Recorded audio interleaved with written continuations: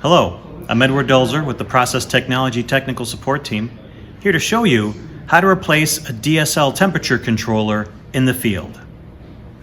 The DSL temperature controllers are panel mounted, as you can see here, and all the wiring terminals are in the back.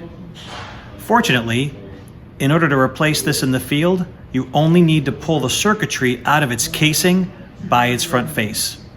Now to do this, the first thing you have to do is shut off power. Then you can grab its face, pull straight out, and remove the controller. I use two hands for this, so I'm careful not to damage anything.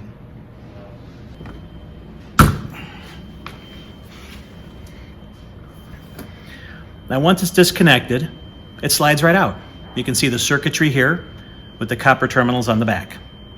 Now with the new controller, you can just slide it back into the casing, press it into position.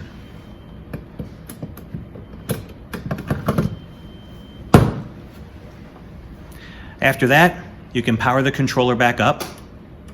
It'll go through an initial self-test, and then if it passes all its internal tests, it'll go to its normal display. And that's how you replace a DSL Series Temperature Controller in the field. Thank you.